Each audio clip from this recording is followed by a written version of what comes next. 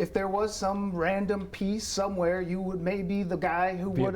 It would be a great episode of my podcast. Yeah, that's the kind of thing that interests me. What fascinates you? I mean, what sort of drives you to be interested in these obscure, uncovered elements? Yeah, partly because that's what, in the best sense, that's what journalism is. That's what journalism and storytelling is for, right? It's supposed to give people insight into things that they don't have an opportunity to discover on their own. I mean, my job, most people have, important jobs that keep them in an office, and they can't explore the world. I get to kind of run around the world and bring things back for everybody else. So I'm like the dog who goes and, fetches. What fascinates you about the sort of complexities of humanity? I mean, is there a theme that you've sort of tapped into? No, there's a theme. I mean, and it's changed. My interests have changed over the years, but I've always been interested in just people who are unusual in some way. Unusual good, unusual bad, strange, eccentric. I just find that I feel like we learn most from people at the fringes. And that's why you constantly have to be looking at the fringes. Even if you don't want to be like them, they're the ones who give you the most powerful lessons. People at the fringes. Yeah, so, I do, my book Outliers, for example, was about that. It was about, let's look at people who are just not ordinary, who are almost in some cases more than extraordinary, and let's sort of figure out what makes them tick. And in this podcast that I've been doing, many of the stories are the same, are motivated by the same idea that, one of the shows is about a song written by Elvis Costello in 1984. And it was, the first time around, a terrible song. And then Elvis Costello goes back and he Did he know it was a terrible song? He, in fact, yes. Oh, he, in fact, was the guy who said it was a terrible song. He was ashamed of it and hated it. Put it on an album that he disowned. He thought it was so terrible. And then he goes back and he rewrites the song and re-records it, and it's now my favorite song. And I just thought there was something remarkable about the song, something remarkable about his creativity. In other words, his creativity was, he was someone who was brave enough to revisit one of his greatest failures. Most of us want to sweep the failure under the rug. He put out an album which everyone, including him, hated. And what did he do? He systematically went back and he said, you know what? I'm going to find the gold in there. I love that. I mean, that's such a kind of, like I said, 99% of us do exactly the opposite. We run in the opposite direction from our failures. And just that idea that he would, and you could tell that story, a very, very complex, fascinating story that touches on 1,000 different things. You can tell it just by talking about a 3-minute song. And that's really beautiful to me. So history does deserve that second chance. Absolutely. That's why the tagline of the show is yes, because sometimes the past deserves a second chance. Because it does. I think we're way too quick to kind of dismiss what's happened, or too reluctant to go back and kind of say, wait a minute, now let's go back and look again at this or that and figure out whether we were right in the way we interpreted it. You talked about, I know you just talked about it, but the first outsider in a closed room, this painting. How does this 19th century painting apply to 2016 politics? Is there a connection there? There's absolutely a connection. So the first episode of Revisionist History is about, like you said, this painting that now hangs it's in the collection of the Queen's collection in England. So St. James Palace is next to Buckingham Palace. That's where she has all of her art. So I went. You got to see it. I got to see it. It's this little That's painting. not a bad perk for a new podcast. It was really fun. Really fun. So her curator took me on a tour, and it's this painting which was, when it was painted in the 1870s, the most famous painting in England. And the artist was a woman, which is an unusual fact then, because there were no women artists. It was unheard of. So along comes this woman that no one had heard of. She breaks on the scene, and this painting creates a sensation. It's just brilliant, and it blows everyone's minds. Hundreds of thousands of people line up to see it. I mean, it's an incredible story. Was she an outlier? She absolutely was an outlier. But more than that, she was the first woman to enter this closed male world of painting. And then what the podcast is about is what happens to her after she paints the painting. So what happens to you if you're the first person in? And I relate that because that, to my mind, that story tells us an enormous amount about what happens to all kinds of outsiders who are the first person in. It's really a story about Hillary Clinton, right? Regardless of whether you like Hillary or not, she's attempting to do something unprecedented. She's trying to be the first woman to enter what has been 250 some odd years of uninterrupted maleness in the White House. So what do right? these clues from the past tell us That's what may happen in the future? Well, the story of what happened to this painter, her name was Elizabeth Butler, is very sobering. She thought she was opening the door to all kinds of other women, and that's not what happened. So the doors flew open. And then they closed right after her. That phenomenon is well known in psychology. It's called moral licensing, and basically it's the idea of the token. You let one in, and then you say, I'm done. I've shown how open-minded I am. I don't have to be generous to any other outsider. And you see that with anti-Semitism. You see that with discrimination against African Americans. Time and time again, we see this process where you let in one outsider, and then you say that's it. New York City has had one black mayor, only one. Chicago has had one black mayor, only one. Los Angeles has had one black mayor, only one. I could keep going. President of the United States. One black president. I mean, who knows how many we'll have? Can you make that comparison, do you think, with this painting and this closed door phenomena to a Barack Obama and maybe even to a Donald Trump, in that he is this outsider, maybe, yeah, a businessman breaking into the political side? I mean, is there something there? You know, because the doors could close on him. They might say, forget businessmen, we want politicians to do what they do. This is exactly what I want to do with this podcast, is to have people ask those kinds of questions. So these are all, every one of these 10 episodes poses questions like that, and I want listeners to say when they're finished, to use the story I've told them in exactly like that, to ask different kinds of questions. So, yeah, what does that tell us about Barack Obama or Donald Trump or Hillary Clinton or any number of other political figures? Or, you know, in other shows, like I was talking with the show about the song, you know, what does that tell us about creativity, about how it works? Are creative people actually, is what differentiates the truly creative people actually their courage, their willingness to go back and revisit something that was a disaster, more than their ability just to come up with something brilliant the first time around? I mean, those are all, but every episode has that kind of, raises those kinds of questions. Was there anything surprising that you found that links not necessarily links them together, but anything surprising that you found in this podcast that really applies to sort of what we're seeing today, or maybe even predicting the future of what we could see? Yeah, I do. In the middle of the podcast, there are 3 shows that are all about education. And what I'm trying to do, what I'm revisiting, is the notion of the American dream. This promise that we make to people who have, that if you work hard and if you have ability, no matter where you come from, there's a place for you in American life, right? You have a chance to move up. So I just look at, does the higher education system in this country help to fulfill that promise, right? Or are they getting in the way?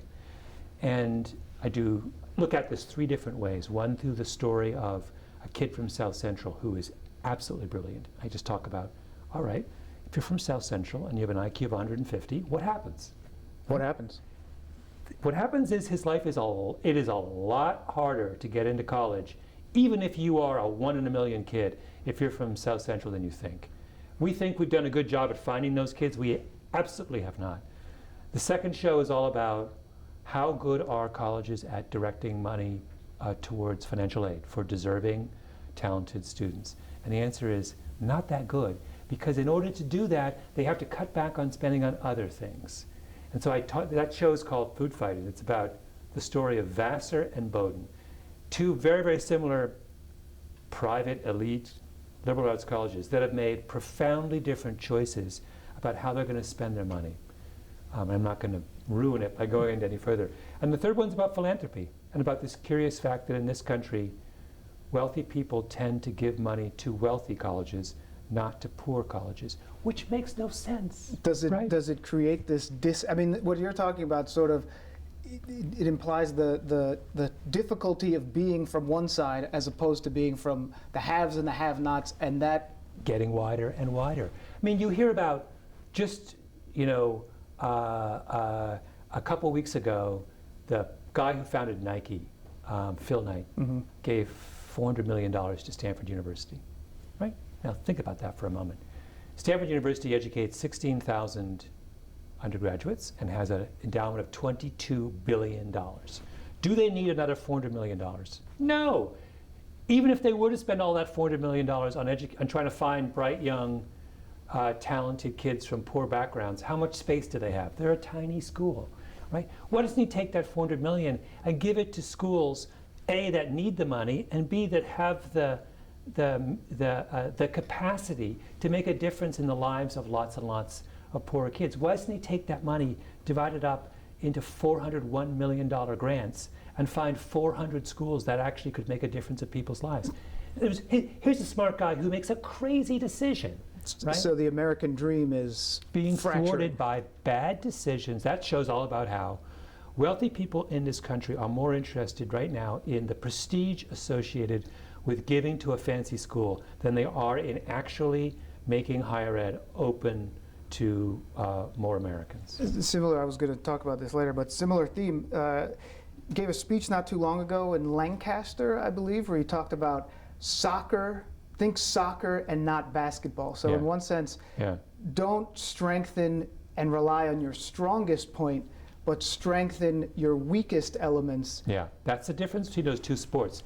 Basketball is a sport where you get better by upgrading your best player. You can have a great basketball team and the fifth starter can be terrible. Andrew Bogut for the Golden State Warriors is not a great player, Right. Right. But soccer's different. Soccer, you get better by upgrading your weakest player. And that speech was all about an argument. And this is came from one of my podcast shows, where I say America's soccer. We get stronger by upgrading our weakest link. We're not basketball. We're not a stronger country by making Harvard, Yale, and Princeton even wealthier, right? We're a stronger country if we make, the state school in Tennessee a stronger, or Louisiana, or Mississippi, a place that has more resources and a better ability to educate the poor. You also said during that every person matters now more than ever. Yeah. Is that possible? I mean, is that possible that we matter now more than we mattered? Yeah. If you look back 100 years, or even 50 years, this country's success was directed by and dependent on an incredibly small group of people. How many engineers did America have in 1930? A tiny fraction. Why? Because there wasn't a lot of jobs for engineers, right? You had a small number of Fortune 500 companies, which basically, General Motors, had, I've forgotten the number, but in one company employed some incredible fraction of the nation's workforce. Now, the need for a sophisticated workforce is 1,000 times greater than it was in those years. In those years, you needed a handful of engineers. Now we need, untold numbers. We're in a situation now with kind of the digital economy where you can't make it with a small group of very talented people. You need a huge army of talented people in order to compete on the world stage. And that's a shift. A huge shift. I don't want to go too cliche, but that's like sort of a tipping point, is what you're getting at there, is it not? Yeah, and that's one in the episode called, I'm trying to remember the name of the episode of Revisionist History where I deal with. Oh yes, it's called My Little 100 Million. Is all about that shift and how ill-prepared we are for it. We've been so oriented towards elite institutions in this country because that's the way the world was worked 50 years ago, that we have forgotten that history that society has changed. I mean, it is turned upside down. Those aren't the rules of the 21st century. Now you talk to any employer in this country and you say, what do you need? And they say, I need talented, electronically literate people with science and math and biology. I mean, that's what they need and can't find. They don't need, people aren't asking for someone to work on the line anymore. That ship has sailed. They're asking for something fundamentally different from the educational system. Tipping Point, Blink, Outliers, David and Goliath, this podcast, I mean, they're all not about the same thing, but do you see similarities in all your work that you want people to sort of come away with? Well, they're all my work is about storytelling, but using stories to kind of get at deeper truths. But fundamentally, I'm a storyteller. And in Revisionist History, every one of the episodes is a story. It has and it's not me ranting on about this or that and the other thing. We meet really interesting people and we tell their stories and use that as a way of, and that's a theme in all of my work, is I think that the way into complicated ideas is through people and their stories. Sort of wrapping up, we may have just touched on it, but is there a tipping point you're keeping your eye on right now? Or a potential best guess? Yeah. Oh, wow. I mean, there's so many. I just sort of randomly pulling this out of I didn't do a show on this, but I might do it for my second season. I really think that this problem of cybersecurity, digital security, is something we care this much about now, and really, really soon, we're going to care this much about. I mean, it's going to be like that. And suddenly, our phones, which we thought were our friends, are going to become our enemies. And that's going to be huge. Maybe, and so like our technology that we've come to rely on and think, was there to make our lives easier, is going to be a threat, right? If someone can take all your data and then hold it for ransom, call you up and say, $10,000, I'll give you all your stuff back. If not, I'll give it to the world. To me, that's what crime looks like 5 years. It's already happening with hospitals. We've had all these cases where cyber thieves have come in, taken all the medical records of a hospital, copied them, and said, pay us $10 million and we're not going to give them back to you. That's happening right now, right, in America. To me, that is a huge threat that we haven't thought a lot about. You talked to our news director, talked about how David and Goliath sort of influenced the workplace.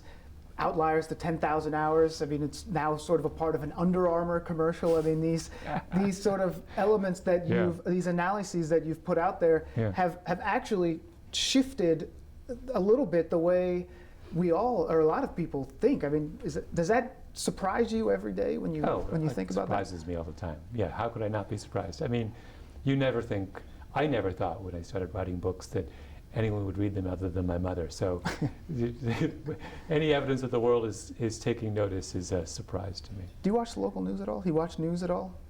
The only thing I watch on TV is basically basketball and football and track meets. What are we doing wrong in the news business that we can't get your attention? Well, it's not saying I never will, but at the moment, I don't watch TV in the morning.